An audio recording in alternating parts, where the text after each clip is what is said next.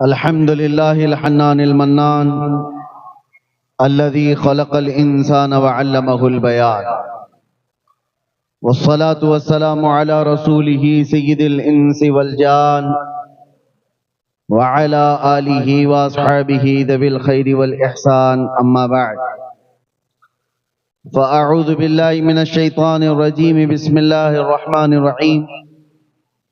وما أمروا إلا ليعبدوا الله مخلصين له الدين حنفاء ويقيموا الصلاة ويؤتوا الزكاة وذلك دين القيمة. صدق اللہ مولانا العظیم. بارگاہ رسالت معاذ صلی اللہ تعالی علیہ وسلم میں درود پاک کا ہدیہ پیش کریں. اللہم صلی علی سیدنا محمد معدن الجود والکرم وآلہ واصحابہ الکرام وابنہ الکریم وبارک وسلم صلاة دائمتا سرمدا ابدا. اللہ تعالیٰ کا کروڑا شکر و احسان کہ آج ایک خدا کو ماننے والی اس قوم نے اس رب ذوالجلال کے حضور حاضر ہونے کے لیے اپنی پیشانیاں جھکانے کے لیے بیت اللہ کی تعمیر کی ہے. آج ہم اس مسجد کی افتتاحی تقریب میں حاضر ہیں. مسجد اللہ کا گھر ہے جیسے ہر مسلمان کو معلوم ہے. گھر رہنے کے لیے نہیں ہے. کوئی اگر عقل سے پیدل آدمی یہ پوچھنے لگ جائے کہ اگر یہ گھر ہے تو کیا اللہ اس میں رہتا ہے؟ ہر گھر رہنے کے لیے نہیں ہوتا. اللہ تبارک و تعالیٰ سے اس کو نسبت دی گئی ہے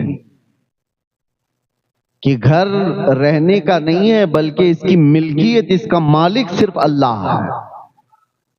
اسی لیے سب سے پہلے مسجد کے جو ذمہ دار بنتے ہیں، کمیٹی بنے، صدر بنے، اراکین بنے، ان کو سب سے پہلے یہ سوچ لینا چاہیے میں اس مسجد کا مالک نہیں، خادم ہوں.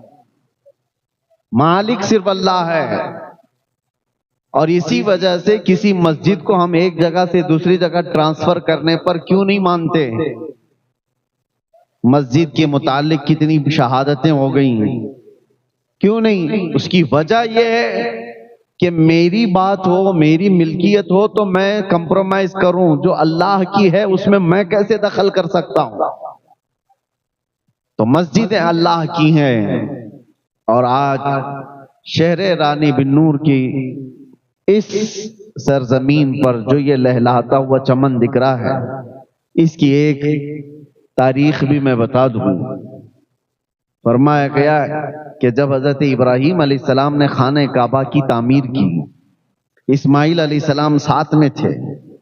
پورا کعبہ جب بن گیا تو آپ نے دعا کی تھی، ربنا تقبل منا انک انت السمیع العلیم. اے ہمارے رب، ہماری جانب سے اس کام کو قبول فرما لے، بے شک تو سننے جاننے والا.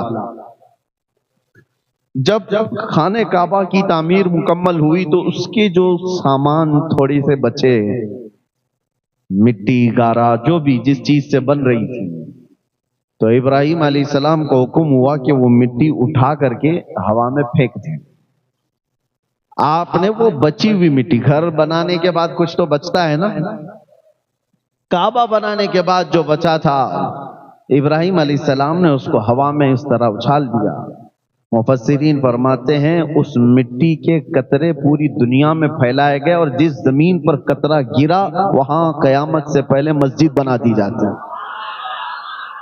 قیامت سے پہلے جہاں وہ ذرہ گرا ہے خانہ کعبہ کی بچت کا، مسجد بن کر رہے گی.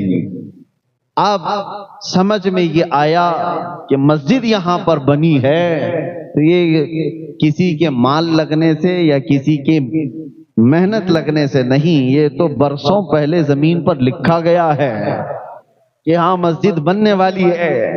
خانہ کعبہ کی بچی ہوئی چیز یہاں پر بھی گری ہوگی، اس کا حصہ یہاں پر بھی ہوگا. اسی لیے آپ لوگ اس میں زیادہ ٹینشن لینے کی ضرورت نہیں. جہاں پر روئے زمین پر وہ ابراہیم علیہ السلام کی اچھالی ہوئی مٹی کا ذرہ گرا ہوگا، وہاں پر بن کر رہے گی، کسی کا باپ بھی روک نہیں سکے گا. مسجد بنے گی۔ اور دوسری بات یہ، مسجد کی تعمیر کے بعد ایک عقیدہ بھی میں آپ کو دینا چاہتا ہوں، بلکہ ہر مسلمان کا یہ عقیدہ ہے۔ کتنا سجایا آپ نے مسجد کو، لاکھوں اس میں خرچہ کیے ہیں، اس کے دیوار سے لے کر اس کے ممبر، اس کے محراب، اس کی قالین، اس کے جھومر، ساری چیزوں سے اس کو رنگ و روغن سے سجا دیا ہے۔ اور اس لیے بھی میں اس کو غلط نہیں ٹھہرا رہا، ہونا یہی چاہیے کہ ہمارا گھر جتنا نہ سجے اس سے کئی درجے زیادہ اللہ کا گھر سجا ہوا ہو۔ پہلے تو بزرگوں کا یہ معمول ہوتا تھا کہ مسجد سے اوپر کسی کا مکان نہیں ہوتا تھا، مسجد سے اونچا گلی میں کسی کا مکان نہیں ہوتا تھا کہ اللہ کا گھر ہے، اس سے بڑا گھر کسی کا نہیں ہونا چاہیے۔ خانہ کعبہ پر بھی یہی تھا معمول۔ یہ تو اب کے ظالموں نے بڑی بڑی اونچی بلڈنگیں وہ بنائی ہیں، برسوں سے وہاں پر بھی تابعین یہ کہتے تھے خانہ کعبہ بیت اللہ جتنی اونچی تعمیر ہے اس سے اونچی تعمیر اس زمانے میں کسی کے گھر کی نہیں تھی، ہونا بھی یہی چاہیے۔ ہم اپنی استطاعت کے مطابق اللہ کے گھر کو خوب سجاتے ہیں، آپ نے بھی بہت سجایا ہے، آج اس کا افتتاح ہے۔ لیکن ایک سوال کبھی آپ کمیٹی والوں سے کرتے، امام سے کرتے کہ یہ پورا مکان اللہ کا، یہ گھر پورا سج تو چکا ہے، لیکن اس میں کہیں خدا کی تصویر کیوں نہیں ہے؟ خدا یہاں پر دکھتا کیوں نہیں ہے؟ سارا سامان تو لگایا، آج تک کسی نے یہ سوال کیا نہیں؟ ہم پیدائشی عقیدہ یہ لے کر کے آ رہے ہیں۔ یہ دنیا کی واحد قوم ہے مسلمان جو بغیر دیکھے اللہ کی بارگاہ میں سر بسجود ہوتی ہے۔ وہ دوسری قومیں ہیں جن کو جھکنے کے لیے سامنے دیکھنا پڑتا ہے، اور قرآن میں مولا نے ہماری تعریف میں یہ فرمایا یؤمنون بالغیب، یہ وہ لوگ ہیں جو غیب پر ایمان لاتے ہیں۔ تمہیں کس نے کہا کہ اللہ ہے؟ صرف میرے عزیزو، ہم نے جو رب تبارک و تعالیٰ کے وجود کو پہچانا ہے وہ کس کے ذریعے سے؟ محمد الرسول اللہ کی ذات سے۔ میرے آقا صلی اللہ تعالیٰ علیہ وسلم نے فرمایا اللہ ہے، تو ہم نے اس کو تسلیم کر لیا، اللہ ہے۔ اب یہاں پر بہت سارے ملحدین جو آج کے زمانے میں ایتھیزم جو پھیلا ہوا ہے، ایک عجیب سی بات ہے، وہ بہت ساری چیزوں کو ایکسپٹ کرتے ہیں اور کچھ چیزوں کو ایسا اگنور کرتے ہیں، نکارتے ہیں۔ حیرت کی بات ہے، ایک نوجوان لڑکا ہے، اس سے میں نے پوچھا، کہا کہ ہم سائنٹیفک بات کرتے ہیں، جو چیز دکھ رہی ہے ہم اس کو مان رہے ہیں، جو چیز نہیں دکھ رہی ہے آپ خدا کے ہونے کو کیوں ہم کو منوا رہے ہیں؟ خدا کو کسی نے دیکھا ہے تو نہیں دیکھا تو ہم کیوں مانیں؟ اور جو چیز دیکھی ہے اس کو تو ہم مانتے ہیں۔ تو میں نے کہا اگر یہی اصول ہے تو مجھے بتاؤ، چاند کی زمین، چاند کے اوپر جانے کے بعد وہاں کی زمین، وہاں کی گریویٹی کیسی ہے؟ کہا وہ زمین کے برابر نہیں ہے، گریویٹی نہیں ہے۔ چاند پر جانے کے بعد وہاں کی گریویٹی، زمین کی گریویٹی بہت الگ ہو جاتی ہے، وہاں کا سب کچھ الگ ہے۔ کہا یہ بات تو ٹھیک ہے۔ سورج کے اندر کتنے سیلسیس ڈگری پاور ہے، کتنی گرمی ہے؟ اس نے کہا کہ اتنے ہوتا ہے، اتنے لاکھ سیلسیس ڈگری کی گرمی اس کے اندر ہوتی ہے۔ اب ہم نے ان سے یہی سوال کیا، کیا تم گئے تھے چاند میں یا تمہارا باپ گیا تھا؟ اور سورج کی اس گرمی کو کون ناپ کر کے دیکھا ہے؟ کہا فلاں سائنٹسٹ نے کہا ہے۔ چاند کے بارے میں کہا نیل آرمسٹرانگ گیا تھا اور اس نے بتایا وہاں کی مٹی ایسی فلاں ایسا۔ کہا فرق تو یہی ہے، تو بھی سنی ہوئی بات کو ہی مان رہا ہے، ہم بھی سنی ہوئی بات کو مان رہے ہیں، اور تو نیل آرمسٹرانگ کا مرید ہے اور میں محمد الرسول اللہ۔ تو دنیا کے ایک سائنسدان کی بات پر یقین کر کے بیٹھا ہوا ہے، چاند ایسا ہے، تو خود بھی نہیں گیا۔ کہتا ہے کہ سائنس نے ترقی کی، سائنس بھی کسی کی بات پر ہی چل رہا ہے۔ وہ چاہے نیوٹن ہو، آئنسٹائن ہو، ڈارون ہو، ان کی جو تھیوریاں چل رہی ہیں، دنیا بڑی بیوقوف بن جاتی ہے۔ یہ لوگ بیٹھ کر کے ڈیبیٹ کرتے ہیں، ان سے پوچھو کیا یہ تھیوری تمہاری ہے؟ تم نے مشاہدہ کیا؟ کہ نہیں، فلاں سائنٹسٹ نے، فلاں سائنٹسٹ کی بات پر تو تجھے یقین ہے، اور ہمیں غوث و خواجہ کی بات پر کیوں نہ یقین ہو؟ اور رہی بات، تم کہتے ہو جو چیز دیکھی ہوئی ہے اسی کو مانا جاتا ہے، جو چیز دیکھی ہوئی ہے اسی کو مانتے ہیں ہم۔ تم نے نہیں دیکھا کہ چاند کی زمین کیسی ہے، ایک سائنسدان نے دیکھا چاند کی زمین ایسی ہے، تم نے مان لیا، اور ہم سے کہتے ہو خدا نہیں دیکھا تو کیوں مانتے ہو؟ ہاں، میں نے نہیں دیکھا، معراج کی شب میرے مصطفیٰ نے ضرور دیکھا، میرے مصطفیٰ نے دیکھا ہے، اسی لیے ہم نے رب کو پہچانا ہے تو میرے مصطفیٰ کے دروازے سے، اور جو اس دروازے سے مضبوطی کے ساتھ لگا ہے اس کو اعلیٰ حضرت فرماتے ہیں بخدا خدا کا یہی ہے در، نہیں اور کوئی مفر مکر، جو وہاں پہ ہو یہی آ کے ہو، اور جو یہاں نہیں تو وہاں نہیں۔ یہ ہے ہمارا طریقہ استدلال۔ رب تبارک و تعالیٰ کے وجود کے بارے میں وہ کسی اور ٹاپک پر یا کسی اور موقع پر عرض کریں، لیکن آج ہم اللہ کے اس مقدس گھر میں آئے ہیں۔ اے مسلمانوں، میں دلیل کے طور پر یہ نہیں کہہ رہا ہوں، ویسے تو دلیل کے متعلق جب بزرگان دین سے پوچھا گیا کہ آپ خدا کے ہونے پر یقین رکھتے ہیں، کیا دلیل ہے؟ انہوں نے تو بہت ایسی باتیں رکھی، کہا میں تو شہد کی مکھی کو دیکھ کر کے یقین رکھتا ہوں کہ اللہ ہے۔ کسی بزرگ نے کہا کیسے؟ کہا ایک ہی مکھی ہے، ایک ہی مکھی ہے، منہ بھی ایک ہے، ساری چیزیں، ڈنک مارے تو اس کی طرح زہر کسی کا نہیں، لیکن اگر تھوک دے تو اس سے زیادہ میٹھا بھی کچھ نہیں۔ یہ کیسے؟ اور ایک دو نہیں، حضرت سفیان فرماتے ہیں کہ شہتوت کا درخت ہوتا ہے، اس کو ہرن بھی کھاتی ہے، شہد کی مکھی بھی اس کو چوستی ہے، اور اس کے علاوہ کئی جانور اس سے شہتوت کو کھاتے ہیں۔ شہد کی مکھی کھائے تو شہد دے، ہرن کھائے تو مشک اور نافع، اور بکری اور گائے کھائیں تو دودھ، سب ایک ہی چیز سے لے رہے ہیں لیکن دینے والی چیزیں ان کے اندر بدل جاتی ہیں۔ کہا کہ تمہارے اندر، ایک بزرگ ہیں فرماتے ہیں کہ ہماری ذات میں ہی اتنی چیزیں ہیں اللہ کے ہونے پر، اللہ کی نشانیوں کے لیے۔ قرآن خود کہتا ہے وَفِي أَنفُسِكُمْ أَفَلَا تُبْصِرُونَ، تمہاری ذات میں میری نشانیاں ہیں، دیکھتے کیوں نہیں؟ ایک روٹی کا ٹکڑا، ایک روٹی لے کے آؤ، ہاں اس پر سب کا کنٹرول ہے۔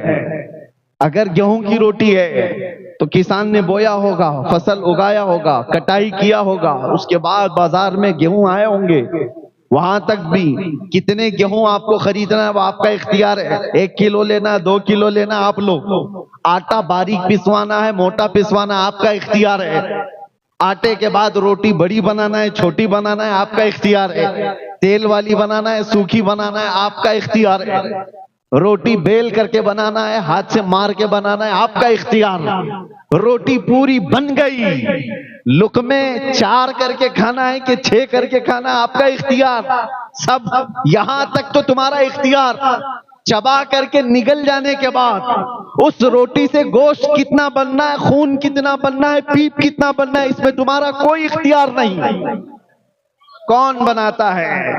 اس ایک روٹی سے گوشت بھی بنتا ہے، خون بھی بنتا ہے، اور فضلہ بھی بنتا ہے، جسم کی جو ضروریات ہیں، منی کے قطرے بھی بنتے ہیں۔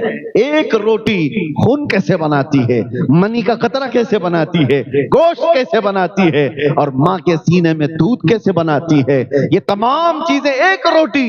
پتہ یہ چلا جب تک منہ سے باہر ہے میرا کنٹرول ہے، منہ کے اندر جانے کے بعد خالق کائنات کے نظام میں چلا جاتا ہے۔ یہ ہماری ذات میں موجود نشانی ہے، ہماری ذات کے اندر ہمارا کنٹرول نہیں ہے۔ اور کیا آپ نے کبھی محسوس کیا خون اور دودھ کتنے اپوزٹ لگتے ہیں، نہ ان کی رنگت میں کوئی مشابہت ہے، دیکھنے میں کوئی مثل لگتا ہے، ایک لال اور ایک سفید، نہ خوشبو میں ہے، دونوں میں کوئی میل جول ہے، خون کی بو الگ ہے، دودھ کی بو الگ ہے، نہ دیکھنے میں، نہ سونگھنے میں، نہ چکھنے میں کوئی ذرا برابر بھی ان کے اندر مشابہت نہیں۔ خون چک کر کے دیکھ لو، دودھ چک کر کے دیکھ لو، زمین آسمان کا فرق ہے۔ اس کے بعد اثر میں بھی، ارے دودھ کچھ اور بنا دے گا، خون کچھ اور کر دے گا، دونوں بہت ڈیفرنٹ۔ لیکن آپ کو پتا ہے قرآن کہتا ہے یخرج من بطونها شراب مختلف الوانها وفیہ شفاء للناس۔ اللہ تبارک و تعالیٰ فرماتا ہے من بین فرث ودم لبنا خالصا سائغا للشاربین۔ تین چیزیں، ایک دودھ، ایک خون اور ایک گوبر، تین اپوزٹ چیزیں دکھ رہی ہوں گی آپ۔ اور اللہ قرآن میں 14ویں پارے میں فرماتا ہے گائے کو دیکھو، بکری کو دیکھو، دودھ کہاں سے بنتا ہے، سائنس کے بچے ہوں تو تحقیق کر کے معلوم کریں، ریسرچ کریں۔ دودھ جہاں سے نکلتا ہے اللہ فرماتا ہے خون اور گوبر کے بیچ سے نکلتا، خون اور اس کے گوبر کے بیچ سے دودھ کو نکالا جاتا ہے۔ قرآن میں رب تعالیٰ فرماتا ہے من بین فرث و دم لبنا خالصا، خالص دودھ ہم گوبر اور خون کے درمیان سے نکالتے ہیں، سائغا للشاربین، پینے والوں کو خوشحال کر دیتا ہے۔ دودھ جب آتا ہے نہ اس میں خون کا مزہ ملتا ہے، نہ رنگ آتا ہے، نہ بو آتی ہے، نہ گوبر کا رنگ ہے، نہ مزہ ہے، نہ کوئی چیز۔ یہ دونوں چیزیں ذرا برابر بھی دودھ کو اثر نہیں کرتی۔ تم بھی اپنے ہاتھ میں لے کر کے دودھ یا ایک پیالے میں لے کر کے بیٹھو اور دوسرا پیالہ گوبر کا، تیسرا پیالہ خون کا، اور اس کے بعد تینوں کو ملا کر دودھ اس میں سے نکال کر کے دکھا دو، تب تمہاری قدرت پتہ چل جائے گی۔ ایک پیالے سے میں دودھ کو ان غلاظتوں سے الگ نہیں کر سکتا، اگر ان غلاظتوں سے کوئی الگ کر سکتا ہے تو وہ ایک ہی طاقت ہے، رب ذوالجلال۔ اللہ تبارک و تعالی ان غلاظتوں سے بھی پاکیزگی کو نکالتا ہے، اور یہ اس کی قدرت کے دلائل میں سے ہے۔ قرآن عظیم میں اللہ نے فرمایا، اور پھر طاقت و قوت کی بات، دنیا بہت کچھ آج ترقی کر چکی ہوگی، یہ گھاس پھوس سے نکل کر کے اب آسمان سے بات کرنے والے عمارتوں میں آ گئے۔ لوگوں نے یہ سوچ لیا کہ اب اڑنے والے طیارے، پرندے کی شکل میں جیٹ، ساری چیزیں ہم نے بنا لی ہیں۔ دنیا کو ہم نے گھنٹوں میں نہیں منٹوں میں طے کرنا شروع کر دیا۔ لیکن یہ سب چیزیں ہونے کے بعد آج تک پوری کائنات میں کسی نے یہ دعویٰ نہیں کیا کہ میں کسی کی جان بھی ڈال سکتا ہوں۔ یہ ایک چیز ایسی ہے جو انسان مرتے دم تک بلکہ قیامت تک اس کو نہیں کر سکے گا۔ کیوں؟ قرآن میں اللہ تعالیٰ فرماتا ہے کہ یہ انسان کی بات تو چھوڑو، رب تبارک و تعالیٰ یہ فرماتا ہے وما قدر اللہ حق قدری۔ اللہ تعالیٰ فرماتا ہے کہ لَن يَخْلُقُوا ذُبَابًا وَلَوِ اجْتَمَعُوا لَهُ، سارے انسان مل جائیں تب بھی وہ ایک مکھی نہیں بنا سکتے، ایک مکھی نہیں بنا سکتے۔ لَن يَخْلُقُوا ذُبَابًا، قرآن کا لفظ میں کہہ رہا ہوں، وَلَوِ اجْتَمَعُوا لَهُ، سارے لوگ مل کر کے اس پر کوشش کر لیں تو ایک مکھی نہیں بنا سکتے جو جان ڈالنا ہے اس کے اندر، جاندار چیز کو نہیں بنا سکتے۔ تمہارے اندر جو جان ہے یہ اللہ کی نشانی ہے، اور موت یہ اللہ کی نشانی ہے۔ اس سے بڑی نشانیاں کیا ہو سکتی ہیں؟ موت اور حیات اللہ کے ہونے پر دلیل ہے۔ ہر بیماری کو ڈاکٹر صحیح کر سکتا ہے، مرنے کے بعد کیوں نہیں صحیح کرتا؟ چند سانسیں کیوں نہیں دے سکتا؟ ارے میرے عزیزو، تاریخ میں موجود ہے ایک بہت بڑا امیر زادہ، کوریا کا رہنے والا، جو حکومتوں کو خرید لیا کرتا تھا، ملین نہیں بلین ڈالرز کا مالک، لیکن بیمار ہوا۔ یہ 2012 اور 14 کی بات میں عرض کر رہا ہوں۔ ایک بہت بڑی ٹیلی فون کمپنی کا مالک دنیا میں، جس نے پورا ہنگامہ مچا رکھا تھا، بیمار ایسا ہوا کہ بستر پر گرا۔ جانتے ہو پر ڈے اس کو ڈاکٹر دیکھنے کے لیے جو آتے تھے 1 کروڑ کا خرچہ تھا، 1 کروڑ پر ڈے۔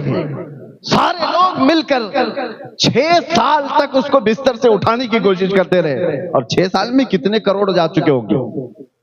کروڑوں۔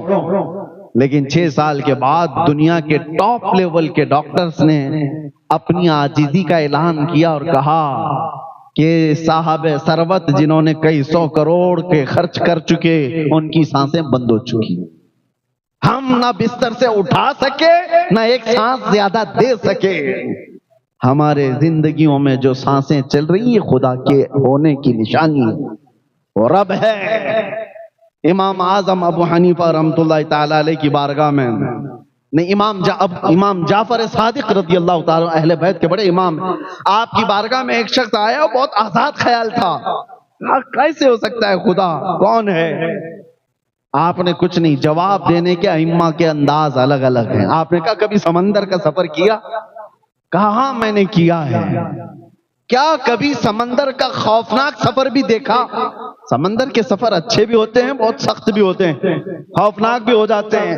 اس نے کہا میری زندگی میں ایک سفر اتنا ڈینجر ہے کہ اس کو بھول نہیں سکتا۔ کہا کیا ہوا تھا بتا؟ کہا جہاز تو نکل چکا، اچانک طوفانوں کے بیچ گر گیا ہمارا جہاز، اور جتنے اس پر کیپٹن تھے، ملاح تھے، ایک کے بعد دیگرے سب مر گئے، ڈوبتے چلے گئے۔ جہاز میں پانی اتنا آیا کہ کوئی سنبھال نہ سکا، سب گر گئے، مر گئے، اور جہاز ٹوٹ کے بکھرا۔ تو میں نے پہلے تو یہ سوچا تھا کہ یہ ملاح کسی طرح نکال لیں گے، نہیں، وہ سب مر گئے۔ تو جہاز کے سوچا کہ یہ کسی طرح تیر کر باہر آ جائے گا، جہاز ٹوٹ گیا، ایک تختہ بچا تھا، میں اس تختے پر آ گیا اور اس تختے پر لیٹا رہا۔ تھوڑی دیر کے بعد اس تختے نے بھی ساتھ چھوڑ دیا، میں گر گیا سمندر میں اور اپنے آپ کو موجوں کے حوالے کر دیا۔ پھر ہوا یہ کہ میں غشی کے عالم میں تھا، کنارے لگ تو گیا، ہوش آیا تو میں زندہ تھا، اٹھ کر کے آ گیا۔ اور اس کے بعد وہ خدا کے ہونے کا یقین نہیں رکھنے والا بندہ تھا۔ اس وقت امام جعفر صادق نے کیا پوچھا، یہ ہماری اور آپ کی زندگیوں میں آنے والی بات میں عرض کر رہا ہوں۔ انہوں نے کہا اچھا ٹھیک ہے، سمندر کے سفر پر جب تو تھا، پہلے تو سمندر میں چل نہیں سکتا تھا، سمندر میں پیدل جا نہیں سکتا تھا، تو کیا کیا تو نے؟ جہاز کو لے لیا، کہ جہاز پر تیرا بھروسہ تھا کہ سمندر پر میں نہیں چل سکتا، جہاز لے کر جائے گا۔ جہاز پر سوار ہوا تو جہاز جب ہچکولے کھانے لگا تو تیرا یقین کس کے اوپر آ گیا؟ ملاح پر، کیپٹن ہے، چلا لے گا، نکال لے گا۔ لیکن جب وہ ڈوبنے لگ گئے، تب پھر تیرا یقین جہاز کے ان تختوں پر ہوا کہ یہ ڈوبیں گے نہیں، کسی طرح اس پر سوار ہو جاؤں گا۔ جہاز سے یقین بڑھ کر ملاح پہ آیا، ملاح سے بڑھ کر کے ٹوٹے ہوئے تختوں پر آیا، تختے پر بھی تو لیٹا ہوا چل رہا تھا، جب تختہ بھی چلا گیا اور تو سمندر کے حوالے ہوا، اس وقت بتا تیری کیا کیفیت تھی؟ اس وقت تیری کیا کیفیت تھی؟ تو کیا سوچ رہا تھا؟ کیونکہ جتنے سہارے تھے سب نکل گئے، جہاز تھا وہ بھی چلا گیا، ملاح تھا ڈوب گیا، تختہ تھا چلا گیا، لاسٹ کچھ نہیں تھا، سمندر کے حوالے اپنے آپ کو کیا۔ اس وقت تیری سوچ کیا تھی؟ وہ کہتا ہے میری سوچ یہ تھی کوئی تو ایسی طاقت آئے جو مجھے یہاں سے بچا لے۔ امام جعفر صادق کہتے ہیں جو تیری روح نے پکارا اسی کا نام اللہ رب العزت ہے۔ جو تیری ایسی کیفیت میں یاد آ جائے سمجھ لے وہی اللہ کی ذات ہے۔ جہاں سارے سہارے ختم ہو جائیں، سارے امیدیں ٹوٹ جائیں، وہاں پھر جس چیز کی یاد آتی ہے وہ رحمان و رحیم ہے۔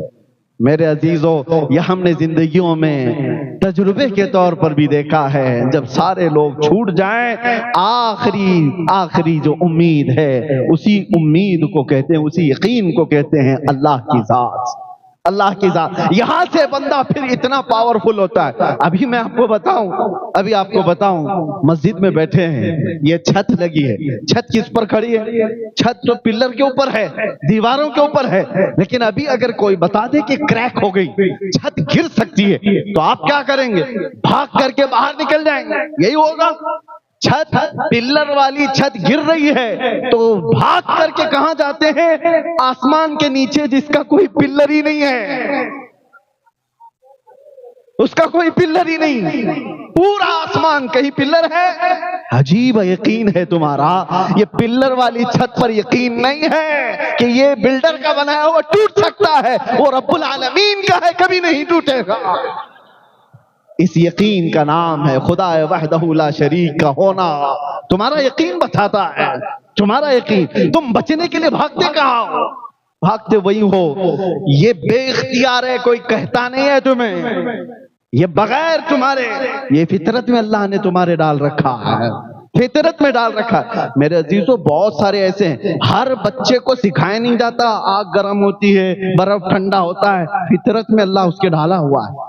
کیا سب کو سکھایا آپ نے؟ ہر بچے، کسی بچے کے ساتھ اتفاق ہو گیا، آگ کے قریب آیا تو اس کو بتا دیا ہوگا، لیکن ایسا ہوتا نہیں عام طور پر کہ وہ بھی کلاس لی جاتی ہے، آگ کتنے سیلسیس گرم ہوتی ہے، یہاں انگلی نہیں لگاتے، وہاں نہیں لگاتے۔ ارے یہ سینس ہے جو ہر انسان کے اندر آتا ہے، ہر انسان کے اندر آتا ہے۔ اور یہ بھی آپ بتاؤ، میں آپ سے پوچھتا ہوں، کہیں کوئی کورس کیا ہے آپ نے کہیں پر، کسی اسکول میں، یونیورسٹی میں، کالجز میں، کہ خوشبوئیں دنیا میں کتنی ہیں اور بدبوئیں کتنی ہیں؟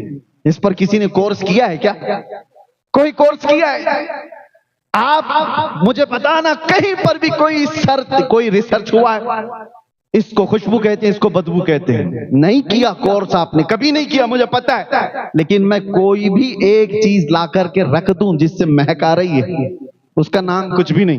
میں آپ سے پوچھوں، بتاؤ یہ خوشبو ہے یا بدبو ہے؟ تمہاری ناک بتا دے گی یہ بدبو۔ یہ سینس کیسے آیا؟ کیا اس کا نام تمہیں پتا؟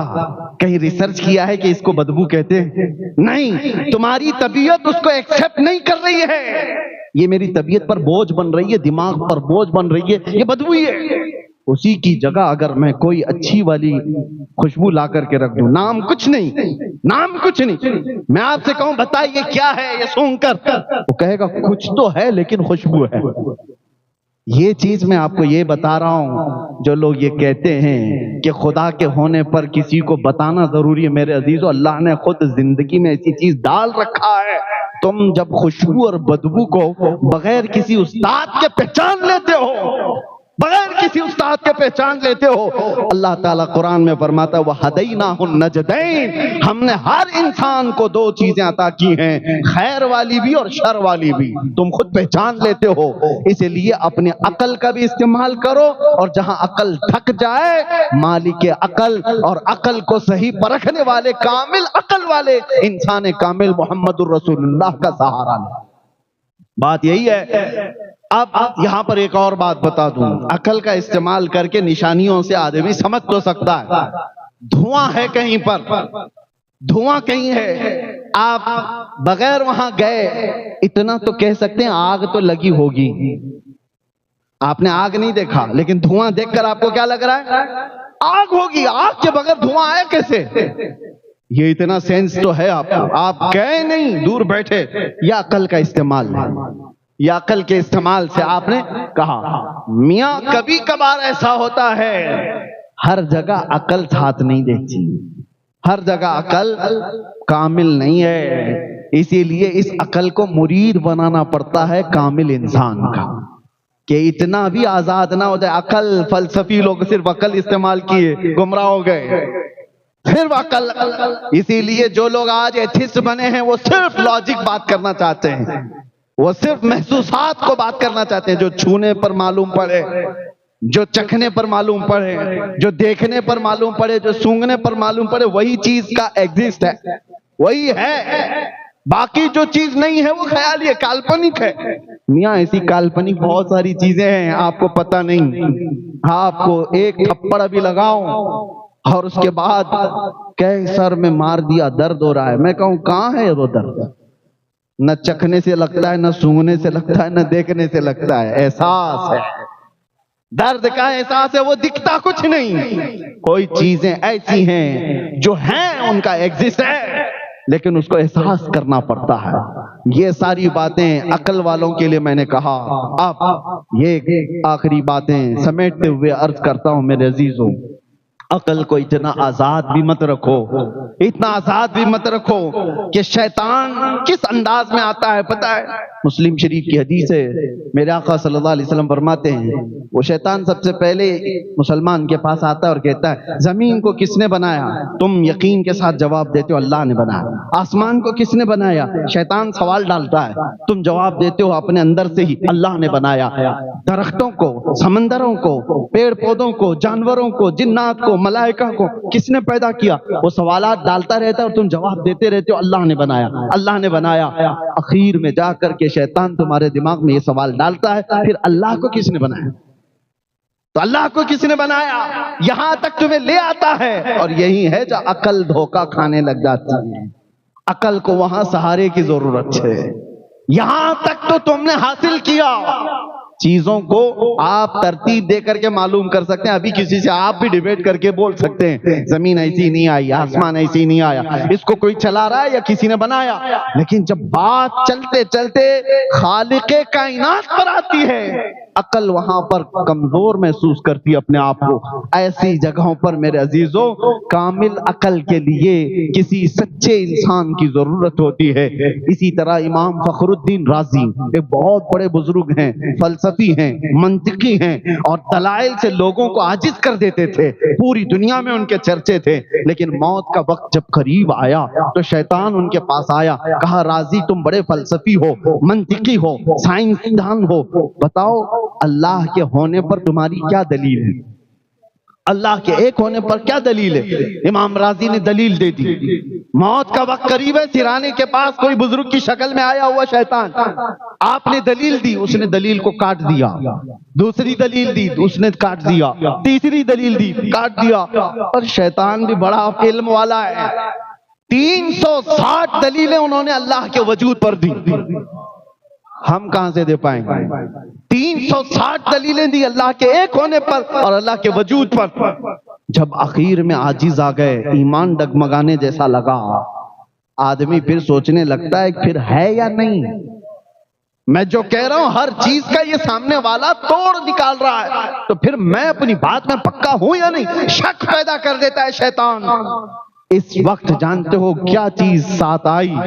فخر الدین رازی بیعت کیے ہوئے تھے نجم الدین کبریٰ، سلسلہ چشتیہ کے بڑے بزرگ ہیں، اور صاحب دل بزرگ، صاحب کشف اور پیر و مرشد زندہ تھے۔ مرید کے یہ حالات دیکھ رہے تھے بڑی دور سے، وضو فرما رہے تھے، اور دیکھا نہ گیا اپنے مرید کی جانکنی کے وقت کے یہ حالات۔ وہیں سے پکار کر کہا راضی تو کس سے بحث کر رہا ہے؟ وہ ابلیس لعین ہے جو تیرے ہر سوال پر ہر دلیل پر کاٹ کرے گا۔ اس سے صرف اتنا کہو میں اپنے خدا کو بغیر دلیل کے ایک مانتا ہوں، بغیر دلیل کے ایک مانتا ہوں۔ جب آپ نے امام رازی نے اس سے کہا میں اللہ کو بغیر کسی دلیل کے ایک مانتا ہوں، میرا زمین پر ہونا ہی دلیل ہے کہ اللہ ہے اور اللہ ایک ہے، جس طرح میں چل رہا ہوں۔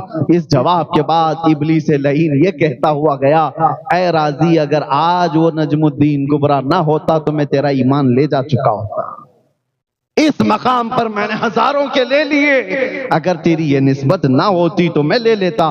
پتہ یہ چلتا ہے کہ عقل ایک جگہ آ کر کے عاجز ہو جاتی ہے، اس کے بعد پھر ہمیں سہارے کی ضرورت ہوتی ہے، اور اسی لیے ہم اپنے زمانے کے مشائخ کے ہاتھ پر ہاتھ دے کر بیعت اس لیے کرتے ہیں کہ ہمارے پیر ہمارے شیخ جو ہیں، لیکن یہ تو سلسلہ لگا ہوا ہے مصطفیٰ کی ذات۔ اسی لیے اعلیٰ حضرت نے فرمایا کسی کا پیر کامل نہیں تو اس کا پیر کامل ہوگا، اس کا نہیں تو اس کا پیر کامل ہوگا، ارے اس کا نہیں تو اس کا، کہیں تو جا کر اوپر کامل پیر ہوگا۔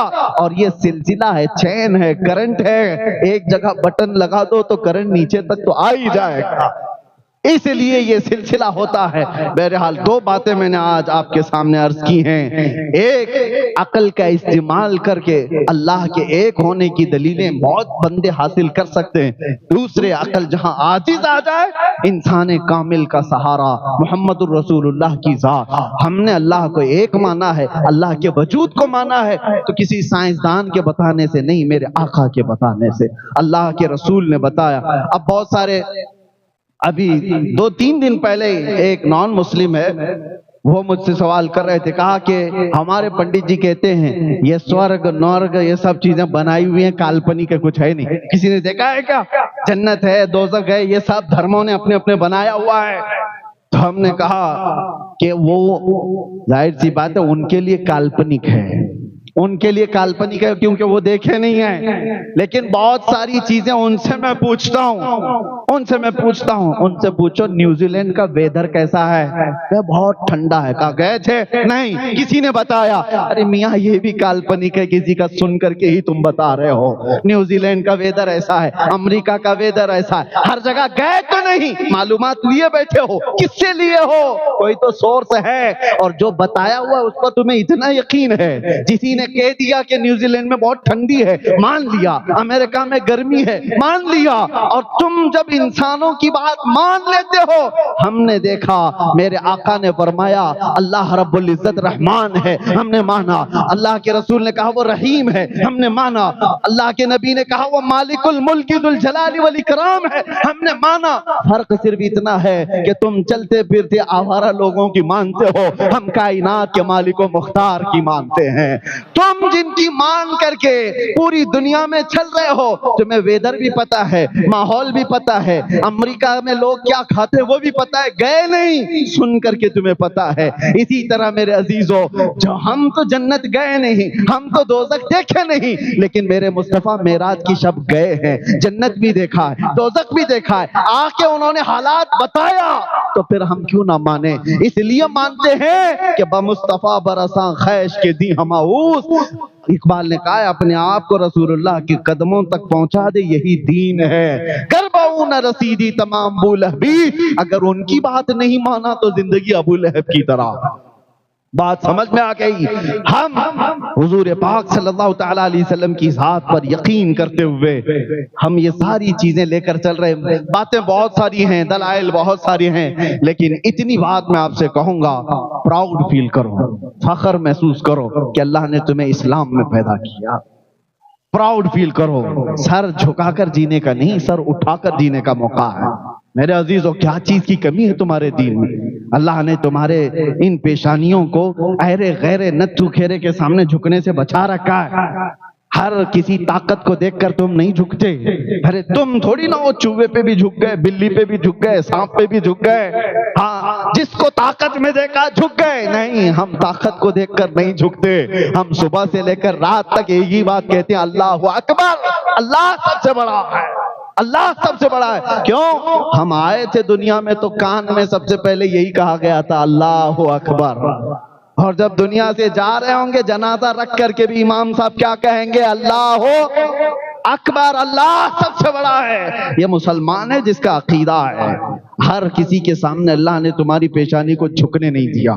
یہ کتنی عزت والی بات ہے۔ اللہ نے تمہیں محترم رکھا ہے، مقدس رکھا ہے، اور پاک اتنا رکھا کہ حلال و حرام کی تمیز دنیا میں دوسرے جگہوں پر کہیں نہیں ہے۔ آپ کیا ہیں؟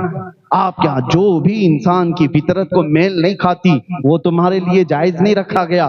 تمہیں ایسا نہیں رکھا گیا کہ تم پیشاب بھی پی لو، پخانہ بھی کھا لو، شراب بھی، ہر غلاظت نہیں، تم انسان ہو۔ اور جو دنیا کیا سمجھتی ہے، شراب کیوں نہیں پی سکتے، وہ باقی ساری، جو شراب پینے والا ماں اور بیوی میں فرق نہیں کر سکتا، بیٹی اور بہن میں فرق نہیں کر سکتا، اس کی عقل معوف ہو جاتی ہے۔ اور اسی لیے اسلام نے ہر ایسی چیز سے بچا رکھا ہے جو انسانیت کے اقدار سے گرا دیتی ہو، انسان کو انسانیت کے اخلاق سے گرا دیتی ہو۔ میرے عزیزو، ایک ابھی واقعہ میرے پاس آیا ہوا ہے، ابھی ممبئی کی سرزمین پر ایک باپ نے اپنی بیٹی سے کئی مرتبہ زنا کیا۔ کیسے ہو سکتا ہے؟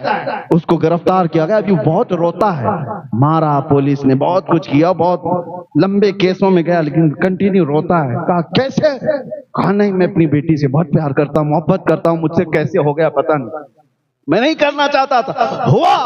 ارے ایک بار نہیں، دو بار نہیں، کئی بار، اور جب حد سے تجاوز کر گیا تو یہ معاملہ سامنے آیا۔ باپ اپنی بیٹی سے، بعد میں ریزن، وجہ معلوم کی گئی، جب بھی یہ معاملہ وہ کرتا تھا تو نشہ میں دھت ہو کر کرتا تھا۔ یہی چیز ہے، رب نے تمہیں محفوظ رکھا ہے۔ تم اپنے پیٹ سے، اپنے پشت سے پیدا ہونے والی بیٹی کی عزت کو تار تار کر سکتے ہو تو پھر دنیا کہاں محفوظ رہے گی؟ شراب کو اللہ تعالیٰ نے کتنا تم سے دور رکھا، اور تاش کے پتے، آج بہت سارے لوگ یہ سمجھتے ہیں یہ گیمبلنگ تو ایک ہمارے لیے فیشن کی بات ہے، تم کیا سمجھتے ہو؟ جوا، سٹا، یہ ساری چیزوں میں جو لوگ بھی ملوث ہیں کان کھول کر کے سنو، میرے آقا صلی اللہ علیہ وسلم نے فرمایا کہ جو جوا وغیرہ کھیلتا ہے اگر وہ مسجد میں آ کر وضو بھی کرتا ہے تو گویا کہ خنزیر کے خون سے وہ وضو کر رہا، وہ اتنی غلاظت میں پڑا ہوا ہے کہ وضو بھی کرنے آتا ہے تو اپنے ہاتھ پیر کو خنزیر کے خون سے رنگ رہا ہے۔ یہ ساری یہ بیڈنگ ہو جو کچھ بھی، یہ سب اسلام نے تمہارے لیے نہیں رکھا، پاکیزہ دین ہے۔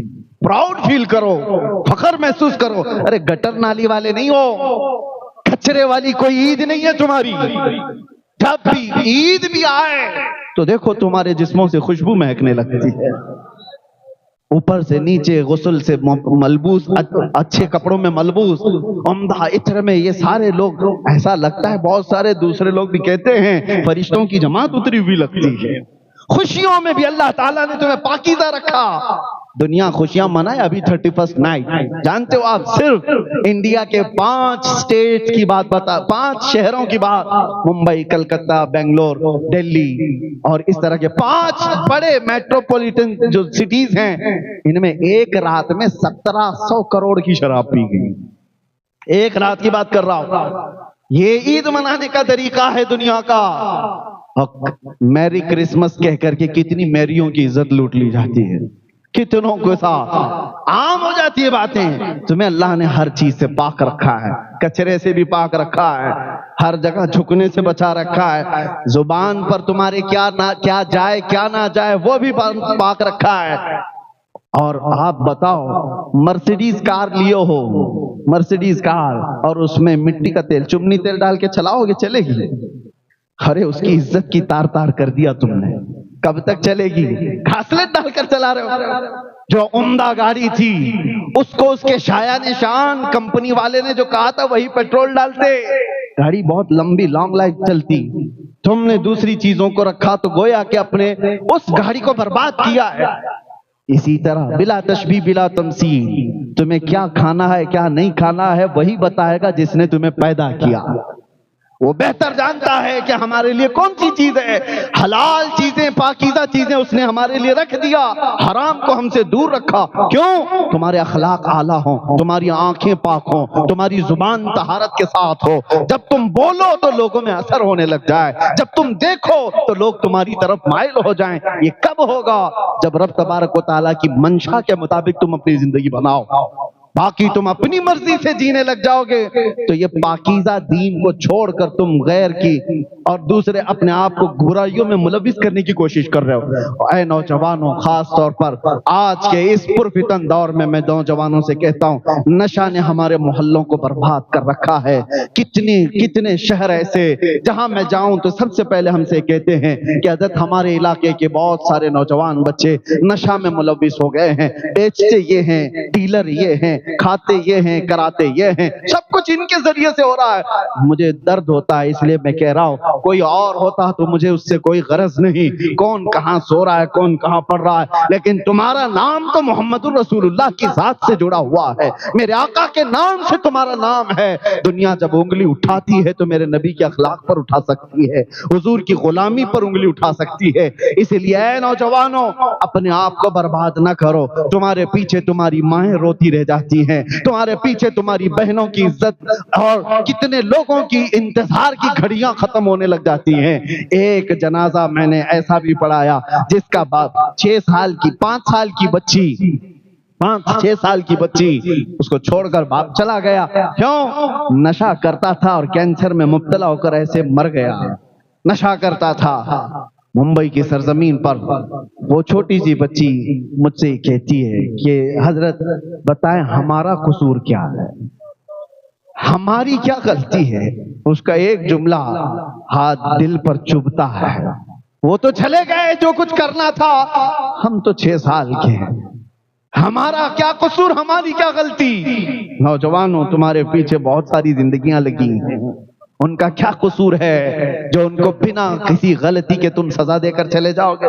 خود برباد ہونے کو نوجوان یہ سمجھتے ہیں اٹس آور لائف، یہ ہماری زندگی ہے، انجوائے کرنے دو ہمیں اپنے انداز میں۔ نہیں، تمہاری اپنی زندگی ہوتی تو میں کچھ نہیں کہتا۔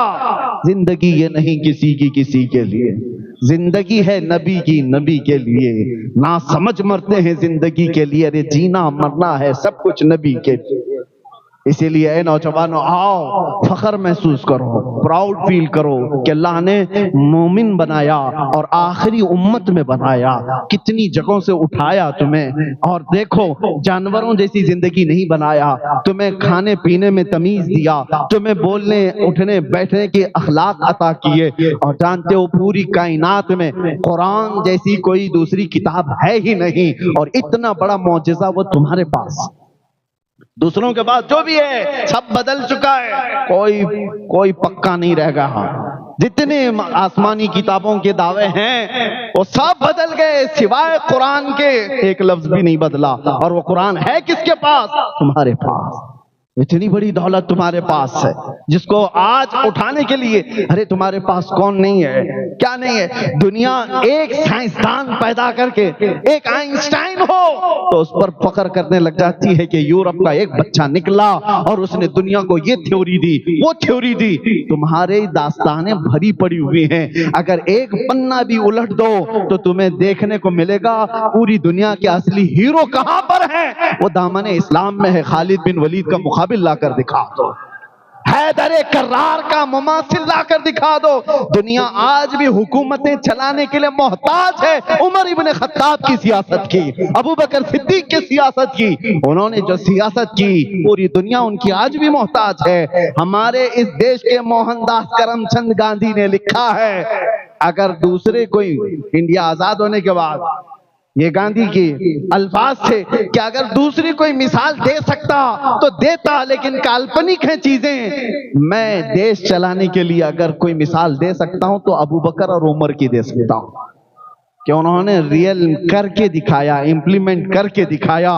بہرحال میرے عزیزوں، وقت جمعہ کا ہے اور بہت طویل ہو چکا، آج میں نے آپ کا وقت زیادہ اس لیے بھی لیا کہ یہ سال کا پہلا جمعہ ہے اور 2026 کا پہلا جمعہ ہے، اور پہلا جمعہ آپ کی مسجد کے افتتاح بھی ہے۔ ایسی کوئی سوچی سمجھی پلاننگ سے ہم نے یہ تاریخ نہیں دی تھی، اتفاق کی تاریخ یہ خالی تھی اور اصحاب نے اس تاریخ کو رکھا، لیکن میرا یہ یقین کہتا ہے اس سال کی شروعات جمعرات اور جمعہ سے ہو رہی ہے۔ اللہ کرے کہ پورا سال برکتوں والا ہو، امت مسلمہ کا سال ہو جائے اور ہمارے لیے خیر و سعادت اور برکتوں والا ہو جائے۔ یہ وقت بہت تیزی سے گزر رہا ہے، میں ایک بات بتا کر ختم کر دیتا ہوں، وقت جو ہے وہ کسی کے ہاتھ میں رکتا نہیں، رکتا ہے؟ روک نہیں سکتے، نہ تمہاری جوانی رکی، نہ تمہارا بچپنا رکا، بوڑھے لوگ بھی اپنا بڑھاپا بھی نہیں روک سکتے، کچھ نہیں رکتا، وقت تیزی سے چلا جائے گا۔ لیکن میرے عزیزو، وقت نہیں جاتا ہے بلکہ ہماری زندگی جا رہی ہے۔ وقت جیسا ہے یہ روز مرہ کا سیم ہے، جنوری پھر آئے گا، ہم نہیں رہیں گے، ہو سکتا ہے ہم بدل رہے ہیں، وقت نہیں۔ لوگ یہ کہتے ہیں وقت بدل گیا، وقت نہیں، ہم بدلے ہوئے ہیں۔ ہم بچپن سے جوان ہوئے، جوان سے بوڑھے ہوئے، بوڑھے سے قبر میں، ہم بدلتے جا رہے ہیں۔ لیکن ایک بات، وقت پر کمانڈ کوئی حاصل کر سکتا ہے، کنٹرول حاصل کر سکتا ہے۔ ایک علاج دے دیتا ہوں، ایک نسخہ ہے، وقت کو اگر قابو میں کرنا ہے، روک کے رکھنا ہے ہر وقت تمہارا، ہر وقت، تو ایک نسخہ بتایا گیا میرے عزیزو، کیا ہے؟ وقت بیٹھے ہوئے پہ بھی گزرتا ہے، سوئے ہوئے پر بھی، کھڑے ہوئے پر بھی، مالدار پر بھی، غریب پر بھی، کسی کا کنٹرول نہیں۔ لیکن کچھ لوگ ایسے ہیں جو وقت پہ کنٹرول کر لیتے ہیں۔ کون ہیں وہ لوگ؟ وہ لوگ وہ ہیں جو وقت کی روح کو پکڑ لیا۔ وقت کی روح کیا ہے؟ وقت کی روح کا نام محمد الرسول اللہ، وہ ہر زمانے کے بادشاہ ہے، ہر زمانہ ان کا ہے۔ وقت کی روح کو جس نے پکڑ لیا تو اس نے وقت پر کنٹرول حاصل کر لیا ہے۔ پھر میں آپ کو بتاؤں، ہر زمانہ ان کا ہے۔ آج کوئی اگر یہ مجھ سے کہے غریب نواز کا زمانہ کون سا تھا، ارے پاگل، سوال غلط کر رہا ہے، یہ بھی زمانہ ان کا ہی ہے۔ ہر زمانہ، آج غریب نواز کا دور ہے کہ نہیں؟ غوث اعظم کا دور ہے یا نہیں؟ اعلیٰ حضرت امام اہل سنت کا دور ہے کہ نہیں؟ دور ختم نہیں ہوگا، وقت نہیں ختم ہوگا، وقت پر ان لوگوں نے کنٹرول حاصل کر لیا۔ اب 2026 آئے کہ 36 آئے کہ 46 آئے، سب ان کا۔ اسی لیے میں آپ سے بھی کہتا ہوں وقت کی روح کو پکڑ لو، صبح بھی تمہاری، دوپہر بھی تمہارا، شام بھی تمہاری، تمہارے کبھی بڑھاپے نہیں آتے۔ مجھ جیسے نکمے نے، ایک کمزور طالب علم نے دیکھا ہے، آج میں اپنے پرانے زمانے کو یاد کرتا ہوں، کاش وہ خالی اوقات جو ہوتے تھے بیٹھ کر بچوں کو پڑھا تھا، بخاری شریف کی تعلیم بھی دیتا۔ وقت اتنا مصروف ہو گیا کہ رہا ہی نہیں۔ میں نے یہ دیکھا ہے کہ میرے عزیزو، بات رسول اللہ کی کرو، میرے مصطفیٰ کی عزت کی بات کرو تو ایسا وقت پر اللہ کمان دیتا ہے، جس جگہ جاؤ صبح بھی بھیڑ تمہارے پاس، دوپہر بھی بھیڑ تمہارے ساتھ، شام میں بھی بھیڑ تمہارے پاس۔ اور ایسا ہی نہیں، وقت ایک جگہ کا نہیں، ہر جگہ کا تمہارا ہے۔ ہندوستان میں ہو تو بھی تمہارا، افریقہ میں ہو تو بھی تمہارا، امریکہ میں ہو تو بھی تمہارا۔ کیوں؟ روح وقت کی بات کرو، ہر وقت تمہارا ہے، ان کی بات کرو، ہر دل پہ راج کرو۔ لبیک یا رسول اللہ، لبیک یا رسول اللہ، لبیک یا رسول اللہ، وآخر دعوانا ان الحمدللہ رب العالمین۔